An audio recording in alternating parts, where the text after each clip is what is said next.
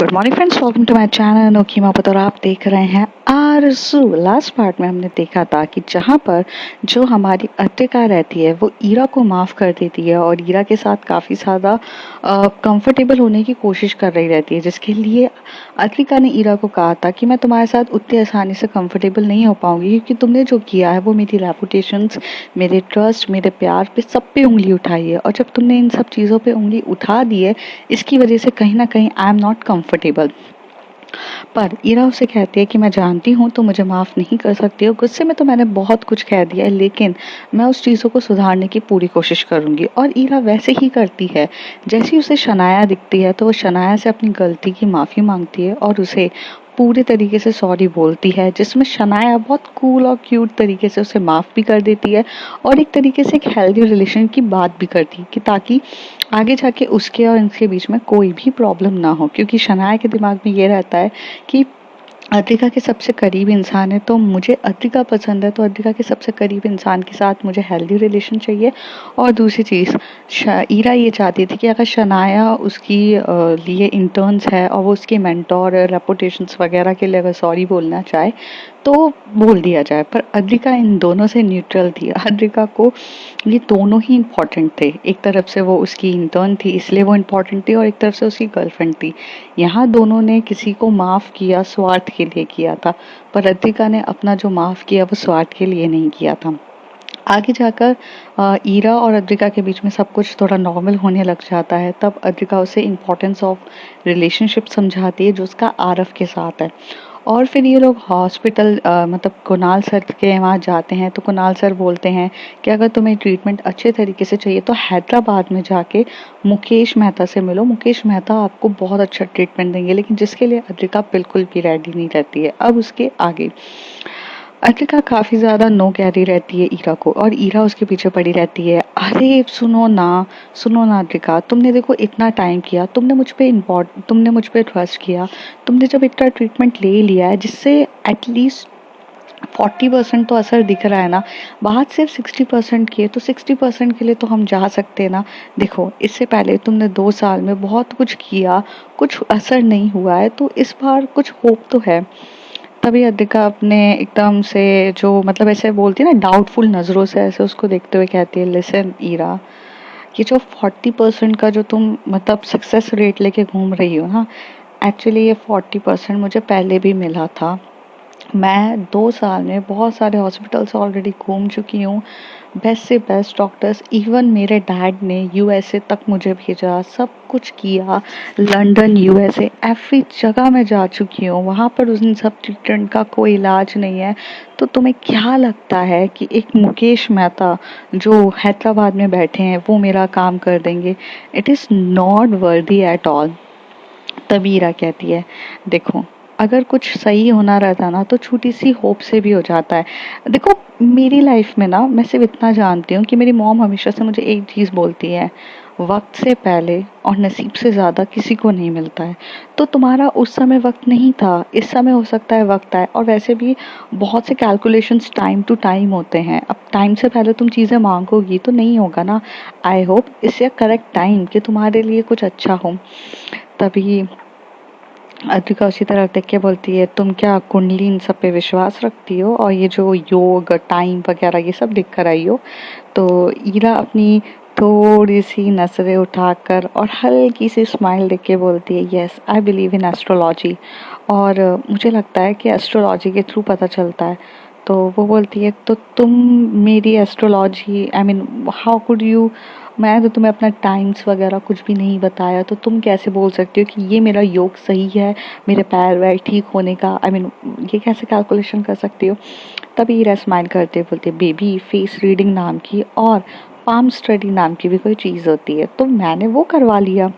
तो कहती है, तो तुम मेरा हाथ कहाँ से लेकर गई? तो कहती है, उस दिन याद है जब हम दोनों इंटीमेट हुए थे इन बर्थडे के टाइम पे, तब मैं अपना जब मोबाइल निकाल कर तुम्हारे हाथों की फ़ोटोज़ खींच रही थी, तब तुम मुझसे पूछ रही थी ना ये क्या कर रही हो, तब मैं तुम्हें क्या कह रही थी कि ये बस मैं अपनी मेमोरीज़ के लिए रिकॉर्ड करके रख रही हूँ। तो कहती कि हाँ ये सब तो था, बट उसका अभी क्या क्या लेना देना? तो कहती वही तो, मैंने वो पाम्स तुम्हारे पाम की फ़ोटोज़ खींच ली, फिर मेरे एक एस्ट्रोलॉजर हैं उन्हें मैंने वो भेज दी।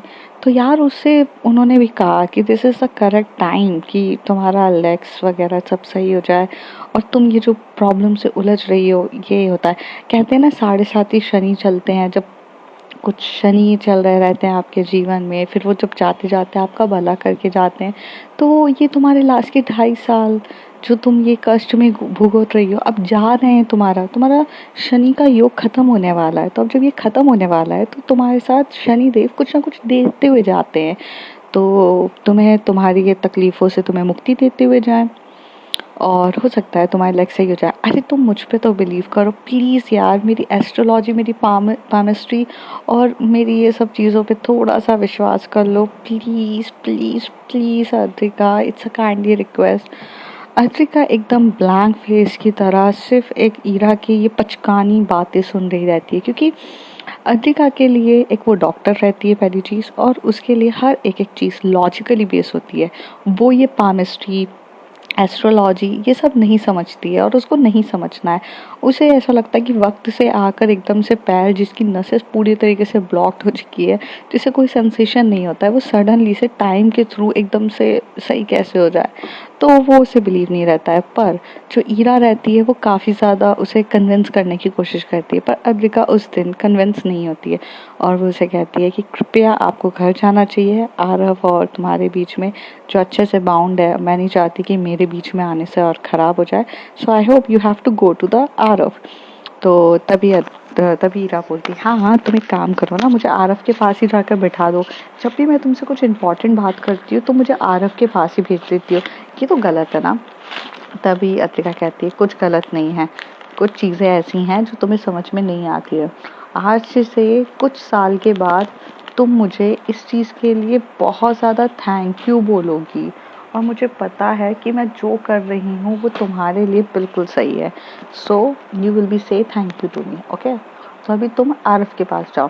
तभी ईरा कहती है, अगर तुम मुझ पर बिलीव करोगी और मेरे साथ हैदराबाद जाओगी तो बाद में जाके तुम भी मुझे थैंक यू बोलोगी। तो अद्रिका कहती, गुड नाइट ईरा, आप ही दिमाग खराब मत करो प्लीज, को को को को।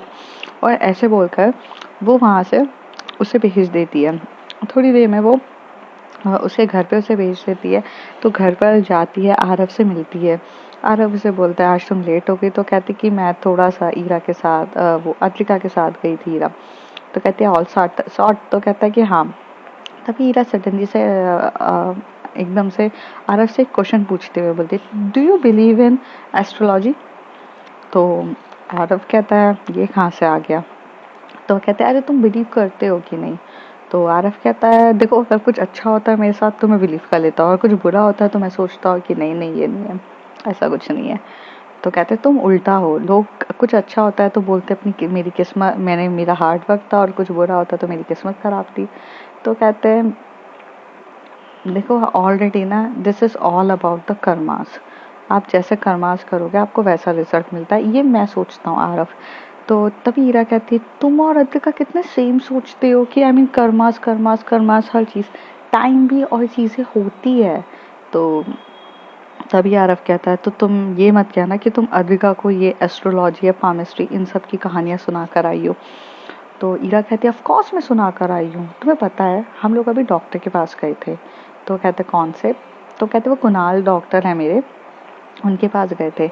लेग के हिसाब से उसे बोला गया है कि हैदराबाद में अगर वो सर्जरी, हैदराबाद में मुकेश मेहता से मिलती है और मुकेश मेहता उसे मीन्स उसके लेग्स के बारे में ट्रीटमेंट बताएंगे, और उससे 90% तो पूरी उम्मीद है कि उसका लेग सही हो जाएगा, सिर्फ 10% थोड़ा बहुत रहेगा, तो देखते हैं, बट 90% होप है।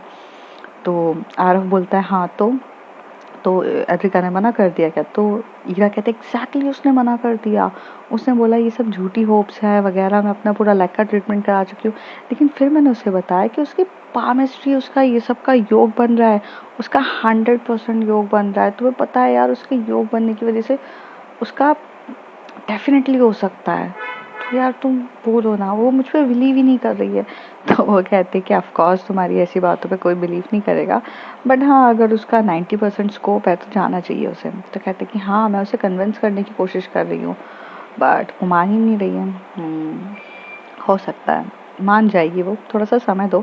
तुम एकदम से उसको पामिस्ट्री और उन सब की लॉजिकल वे में बोलोगी तो वो नहीं मानेगी। तभी आरव और ईरा एक दूसरे के साथ मस्ती मजाक में हंसते हुए बात कर रहे रहते हैं। तभी आरव उसे बोलता है, ईरा मैं सोच रहा था कि आज सैटरडे नाइट है। तो वो कहती है कि हाँ तो पब वब चलें कहीं घूमने। तो वो कहते हैं नहीं मेरा मूड नहीं है। तो कहते प्लीज़ एक आई मीन जस्ट थोड़ा हैंग आउट हो पाएंगे। तभी ईरा एकदम से आरव की तरफ देख के बोलती है कि आरव मैं तुमसे कुछ मांगना चाहती हूँ, अगर तुम मुझे दोगे तो बहुत बड़ी हेल्प हो जाएगी मेरे लिए। तो तभी ईरा बोलती है कि तभी आरव बोलता है मांगो, तुम्हें पैसों की कमी है, आई मीन तुम्हें पैसा चाहिए, मैं तुम्हारे अकाउंट में अभी ट्रांसफ़र करता हूँ, बोलो कितना डालूँ। तो वो बोलता है नहीं नहीं मुझे पैसे तो नहीं चाहिए, मुझे एक हेल्प चाहिए जो तुम ये मैनेज कर दोगे क्या। देखो अर्तिका के साथ मैं हैदराबाद जाना चाहती हूँ और हैदराबाद जाकर उसका ट्रीटमेंट जो है वो सब कराना चाहती हूँ। मैं कैसे जाऊँ, क्या करूँ, please manage it. I mean मैं तुम्हारे घर में देखा जाए तो मैं एक बहू हूँ और तुम्हारे बिना अगर मैं सिर्फ अद्विका के साथ जाती हूँ तो 3-4 दिन अगर मे भी हो जाते हैं, तो वो 3-4 दिन अगर मैं घर नहीं आऊँगी, so how the family will going to react and कैसे क्या होगा, वही उसको ध्यान में रखकर प्लीज़ ऐसे। तो तभी आरफ उसकी तरफ देख के बोलता है ये तो बहुत बड़ी हेल्प मांग ली तुमने। तो ईरा एकदम से अपना मतलब ऐसी बहुत मायूस सी नज़रें और मायूस सा फेस बना के बोलती है प्लीज़। तो तभी आरफ कहता है ओके मैं ये सोचता हूँ इस बारे में कैसे मैनेज करना है, कब जाना है, क्या जाना है, मुझे बता देना। कुछ होगा तो बताऊँगा लेकिन मैं गारंटी नहीं देता हूँ ईरा। और शायद हो सकता है जाना, बट शायद तुम्हें कैंसिल भी करना पड़े because it's all about the family situation. मेरे भी फैमिलीज है, मुझे मॉम एंड डैड का देखते हुए चलना पड़ेगा। अगर पॉसिबल होता है तो डेफिनेटली, नहीं होता है तो तुम्हें कैंसिल करना पड़ेगा। और दूसरी चीज़, अगर आज तुम मेरे साथ पब जाओगी तो मैं इस बारे में इसे सोचूंगा मैनेज करने की। तो ईरा एकदम से बोलती है Aarif you are going to blackmailing me. तो आरफ कहता है no I am not blackmailing, I just want to spend some quality time with my wife.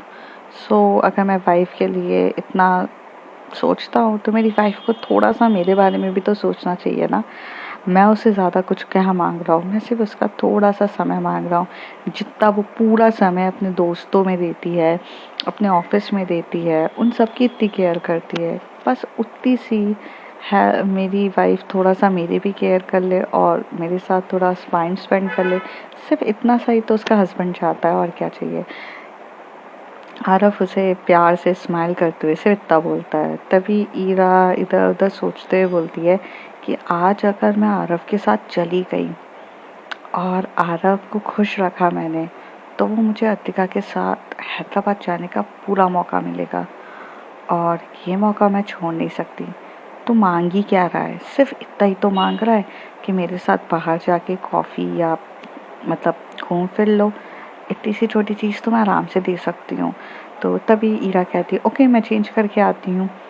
तो आरफ बहुत खुश होकर बोलता है तुम पक्का चल रही हो ना। तो कहती है कि हाँ, लेकिन मैं ड्रिंक वगैरह ये सब नहीं करूँगी। तो वो कहता है ओके ओके कुछ नहीं करना है, बस थोड़ा सा घूम के आएंगे, अब ये भी काफ़ी है मेरे लिए, so it will be good. तो वो कहती है ठीक है मैं जाती हूँ।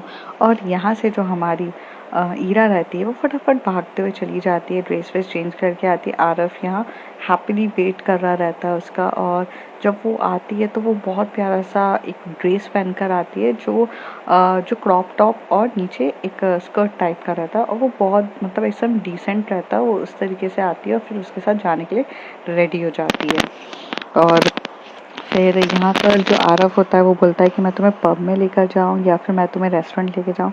तो कहती है देखो मैं तुम्हारे लिए आई हूँ, तो नाउ यू डिसाइड कि तुम्हें मुझे पब में लेके जाना है या कहाँ लेके जाना है। इट्स अप टू यू, मुझे कोई भी इशू नहीं है। तो वो कहती है कि ठीक है कोई प्रॉब्लम नहीं है, तो कहीं पर भी चलें। तो वो कहती है चलो कहीं पर भी। और ये बोलकर वो दोनों रेडी हो जाते हैं और बाहर जाने के लिए तैयार हो जाती है।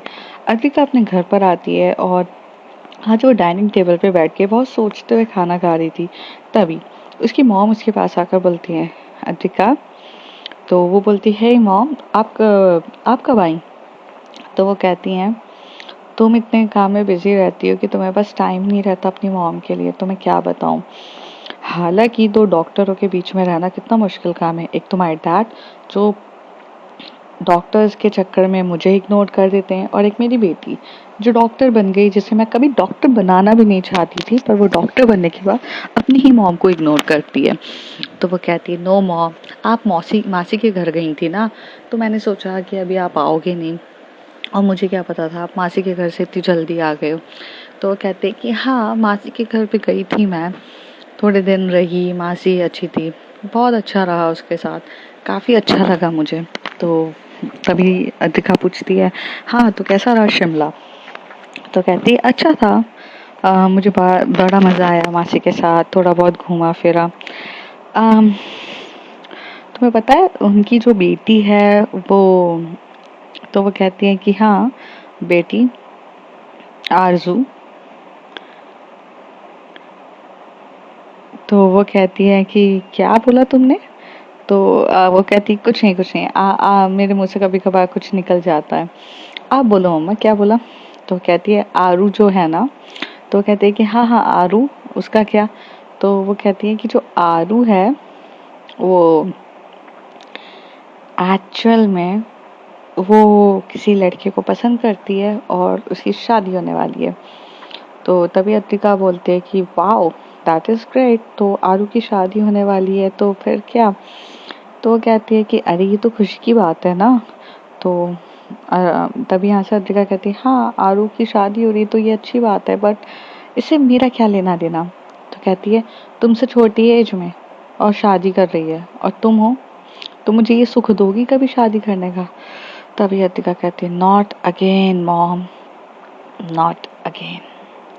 तभी एकदम से जो उसकी जो मम्मी रहती है वो कहती है तुम्हें पता है तुम्हारा ना अगले साल योग है शादी का, और मुझे तो ये टेंशन होती है कि अगले साल अगर तुमने शादी नहीं करी तो उसके 2-3 साल के बाद तुम्हारा योग है, और तुम्हें समझ में नहीं आ रहा है कि मेरे लिए कितना ज़्यादा ज़रूरी है कि अगले साल तुम्हारी शादी कराना, और अगर वो मिस हो गया ना तो तुम 2 साल तक शादी नहीं कर पाओगे। ये मुहूर्त योग बहुत एकदम लिमिटेड तरीके से आते हैं, ये बात तुम कब समझोगी?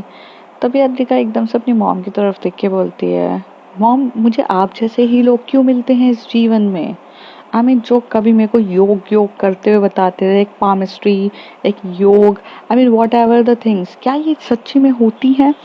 तभी उसकी मॉम कहती है ऑफ कोर्स होती है बेटा, तुम्हारे मॉम और तुम्हारे डैड ने दोनों ने अपनी कुंडली मैच करी थी, योग देखा, तब जाकर तो शादी हुई है हमारी, और हमें तुम्हारे जैसा इतनी प्यारी बेटी और अभी जैसा एक बेटा मिला है, और क्या चाहिए? तो वो कहती है क्या आपको लगता है ये पामिस्ट्री वर्क करती है और एस्ट्रोलॉजी? तो कहते हैं हाँ डेफिनेटली वर्क करती है। क्यों? तुम्हें तुम्हारा हाथ वाथ देख के किसी ने कुछ बताया?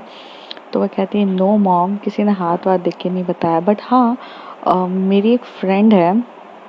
तो उसकी मॉम कहती है हाँ, तो वो मेरे पीछे पड़ी हुई है हैदराबाद जाने के लिए, और वो ये कह रही है कि हैदराबाद में एक डॉक्टर है जो मेरे लेग का ट्रीटमेंट करेंगे, और वो ये भी कह रही थी कि उसने मेरा हाथ और मेरी फेस रीडिंग किसी से कराई है, एस्ट्रोलॉजी पैमिस्ट्री वॉट एवर, उसने ये सब देख के बोला कि योग है मेरा पैर सही होने का। तो कहती है ऐसा है क्या, रुको रुको ज़रा, मैं अभी के अभी अपने एस्ट्रोलॉजर से पता करती हूँ कि ये योग है क्या, क्योंकि मेरा ध्यान पूरा शादी का योग था, मैंने तुम्हारे लेग्स के बारे में तो पूछा ही नहीं।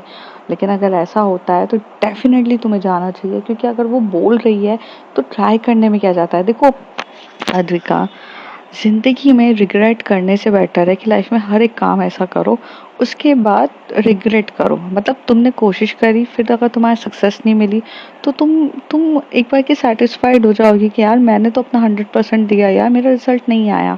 लेकिन अगर तुम ट्राई नहीं करोगी और वो समय, वो वक्त, वो योग अगर तुम्हारे हाथ से निकल गया, तब तुम्हें बहुत दुख होगा।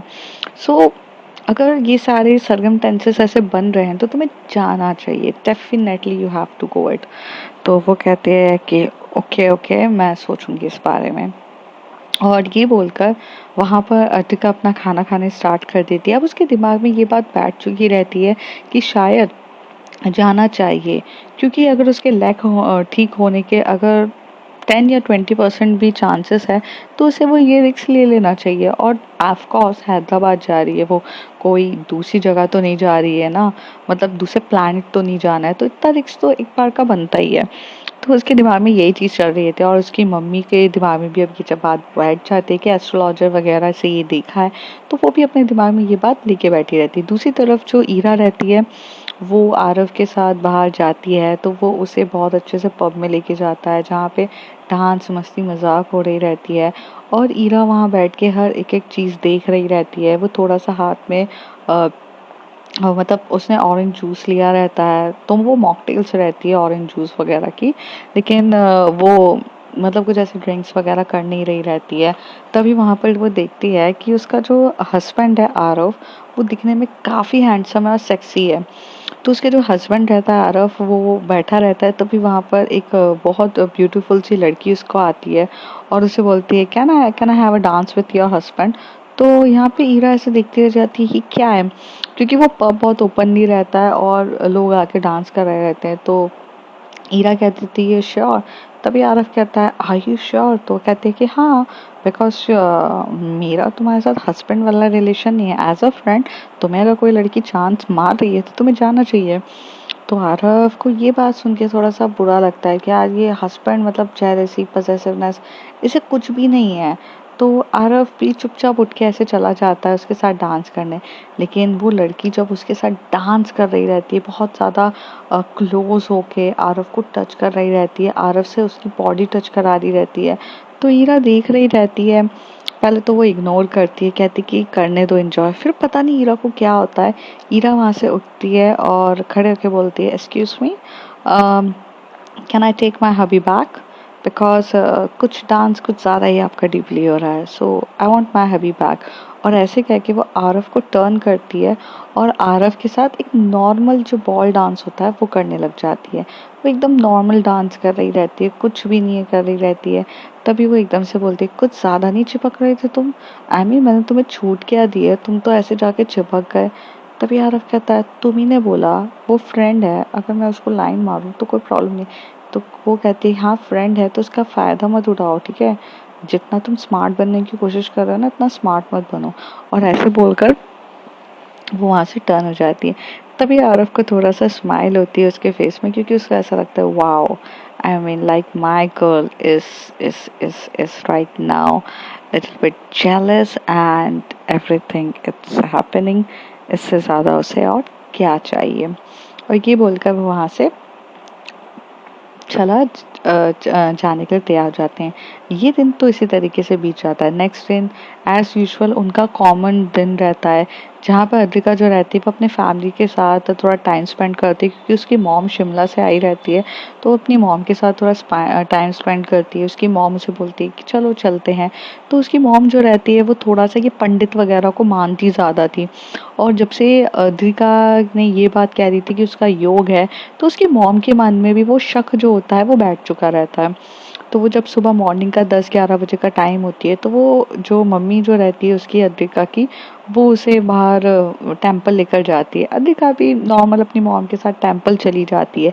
जैसे वहाँ वो टेंपल जाती है, पंडित वगैरह होते हैं, फिर वहाँ पर एक एस्ट्रोलॉजर भी बैठा रहता है। वो उस पंडित को अपनी बेटी की कुंडली वंडली दिखाती हैं। तो उसके बोलते हैं योग तो लग रहा है, मे भी हो सकता है। तो ये बात जैसी वो सुनती है तो अद्रिका ऐसे बोलने लगती क्या मेरे लेग्स ये हो जाए। तो कहते हैं इसमें तुम्हारी क्या बोलते हैं सेहत पे सुधार करके लिखा है। और देखो हम डॉक्टर्स तो हैं नहीं, लेकिन जिस तरीके से नक्षत्र बन रहे हैं तुम्हारी सेहत में सुधार हो सकता है। देखो आज से 2 साल पहले तुम्हारी सेहत पूरी खराब हुई थी, ये भी लिखा था, एक एक्सीडेंट हुआ था जिसकी वजह से तुम्हारी सेहत पूरी खराब हो गई थी। अब सेहत में तो कुछ भी आ सकता है, किसी का हाथ चला जाता है, किसी का पैर टूट जाता है, कुछ ना कुछ होता है। लेकिन यहाँ पर फिर से ये योग बना है जिसमें सेहत का सुधार आ रहा है, और जब सेहत का सुधार आ रहा है तो जाना चाहिए। ऐसे वो पंडितों से समझा रहा रहता है। अब अतिका के दिमाग में भी ये बात बैठ चुकी रहती है कि यार सब के सब बोल रहे हैं, उसकी मम्मी भी उसे बोलती है कि अगर तुम्हें जाना चाहिए। ईरा उस दिन आरव के साथ मतलब घर पर ही रहती है, घर के काम रहते हैं, जैसे क्लीनिंग होती है वगैरह, तो पूरा घर वर क्लीन हो रहा रहता है। और आरव और ईरा इस बार बहुत एक हेल्दी रिलेशंस के हिसाब से सपोर्ट कर रहे रहते हैं। अद्रिका जो रहती है अपनी ही लाइफ में बिजी रहती है। फिर जो नेक्स्ट दिन हो जाता है, मतलब वो संडे जो रहता है, तो संडे सब ऐसे ही बीत जाता है। नेक्स्ट डे सेम रूटीन होता है, जहाँ पर अद्रिका से मिलने ईरा आती है, उसे खाना देती है, उसे ये देती है और उसको बार बार बोलती है थी कन्विंस करने की, पर ईरा जो होती है वो अद्रिका जो रहती है वो हाँ ही नहीं भर रही रहती है। 3-4 दिन ऐसे ही बीत जाते हैं और 3-4 दिन के बाद जब अद्रिका ऐसी बैठी हुई रहती है, तो वो एक कैंटीन में, मतलब कुछ शाम का 3 या 4 बजे का टाइम था। शाम के 4 बजे टाइम वो कैंटीन में बैठी रहती है और गहरी सोच में रहती है। तभी वहाँ से शनाया आती है और शनाया अतिका मैम की टेबल को टैप टैप करते हुए बोलती है, hello ma'am, can I sit? तो वो बोलती है कि हाँ हाँ बैठो, क्या हो गया तुम्हें? सो तो एग्ज़ाम वगैरह तुम्हें सही लग रहे हैं? हाँ, तो वहाँ पर अतिका ऐसे बैठी रहती है और वो एकदम शनाया की तरफ देख के बोलती है। तो शनाया से बोलती है, क्या मैम इतनी ज़्यादा टेंस क्यों? एवरीथिंग इज ओके ना? If are you having any problem? तो वो कहती है कुछ नहीं, मैं बस थोड़ी सी डाउट में हूँ कि मैं ये काम करूँ या नहीं करूँ। तो तभी शनाया बोलती है, ऐसा क्या डाउट है आपको कि ये काम करूँ या ना करूँ? देखो, this is a two finger of mine, इसमें से एक चूज कर लो। तो वो कहती है उससे क्या होगा? तो कहती करो तो सही। तभी अतिका होती है, उसकी जो राइट वाली फिंगर होती है उसे पकड़ लेती है। तो जैसे वो बोलती है इसका मीन्स है कि आप वो काम करो, और अगर आप लेफ्ट वाली लेती तो नहीं करो। So just go and do it ना। तो वैसे आप क्या काम के बारे में पूछ रहे थे? If it is personal then I don't want to know it, but if it is not then tell me. तो वो कहती है कि मैं सोची थी शनाया कि मैं हैदराबाद में मेरे लेग का ट्रीटमेंट के लिए जाऊं कि नहीं। तभी शनाया कहती है तो उसमें आपको करने ना करने से क्या फर्क पड़ता है? You have to go. और जब आपके लेग सही हो जाएंगे, जब आप भागते हुए आओगे, देन हम बहुत मस्ती करेंगे और मुझे आपके साथ बहुत बहुत टाइम स्पेंड करना है। वेल, आपने मुझे एक चीज बोली थी कि तुम मैं ट्रिप में लेके जाएंगे, राइट? बर्थडे की आपकी ट्रिप बची है, तो जब आपके लेग सही हो जाएंगे तब हमारे साथ वो आप ट्रिप में लेके जाओगे। और मैंने ट्रिप भी डिसाइड करके रखी है कि मुझे कहाँ जाना है। तो तभी अतिका कहती है और अगर लेग सही नहीं हुए तो वो कहती है तो हम दूसरी जगह ट्रिप पे जाएंगे, लेकिन ट्रिप पे तो जाएंगे ना। But ma'am, be a positive, okay? अगर आपको होप मिल रही है, if there is any 5% of hope, and it is all about your body and your happiness, your hope, then you have to go it, okay? Then don't think it. And well, the way, don't think about कि यहाँ OPD में क्या होगा, because यहाँ continuous छुट्टी है। देखो, Saturday Sunday यहाँ पड़ रहा है और परसों एक फेस्टिवल है, उसके बाद एक दिन का गैप है और फेस्टिवल है। मीन्स वेडनेसडे, ओ सॉरी, हाँ, थर्सडे हमारा, वेडनेसडे छुट्टी है, थर्सडे वर्किंग है, फिर फ्राइडे छुट्टी है और सैटरडे संडे है। तो आपको सिर्फ थर्सडे का ऑफ लेना पड़ेगा, बाकी टाइम तो ऑफ ही है। And the doctors are not easily available. Saturday को डॉक्टर्स, आप वैसे भी ओपीडी में आते नहीं हो क्योंकि आपका हमेशा से फार्म हाउस में आपका ओपीडी ऐप रहता है। तो ओनली थर्सडे का एक दिन का ऑफ ले लो। तो इस तरीके से शनाया उसे बोलती है और कहती है ma'am, if there is need of any help and आप चाहते हो तो मैं आपको हैदराबाद चलने के लिए तैयार हूँ। तभी एकदम से वो कहती है नहीं, वो ईरा जाएगी। अद्रिका एकदम से बोल देती है। तो शनाया स्माइल करते बोलती है of course ma'am, Ira ma'am के साथ जाइए and this will be having a long weekend and you guys will be spend a very quality time. तो अच्छा रहेगा आपके लिए, ओके? तो ऐसे बोलते हुए चली जाती है। अतिका यहाँ पे जब शनाया को जाते हुए देखती है तो ये सोचती है ये लड़की मुझे पसंद करती है, ये लड़की मुझसे प्यार करती है, फिर भी ये मेरी खुशी के लिए इतना सब कुछ कह देती है। क्या इसे दर्द नहीं होता है? क्या इसे फील नहीं होता है कि वो पेन क्या होता है? क्या इसे बिल्कुल भी फील नहीं होता। पर फिर वो अपने आप को शांत करती है और फिर कहती है ये भी मेरी तरह ही प्योर सोल है, आई लाइक इट। और ऐसे बोल के अब अद्रिका अपने दिमाग में ये बोल देती है कि अब वो हैदराबाद जाएगी। तो फ्रेंड्स देखते हैं हैदराबाद का टूर ईरा के साथ कैसा रहेगा, क्या उसके लेग सही हो पाएंगे, और अगर लेग सही होते हैं तो ठीक है, नहीं होते तो भी देखा जाएगा। बट ये लोग हैदराबाद जा रहे हैं और हैदराबाद में इनका वीकेंड कैसा रहेगा, सम रोमांटिक रोमांटिक मोमेंट्स होंगे कि नहीं, घूमेंगे फिरेंगे कि नहीं, वो सब जानेंगे अगले कुछ एपिसोड्स में। तब तक के लिए bye bye, take care. If you like my story, like share and subscribe.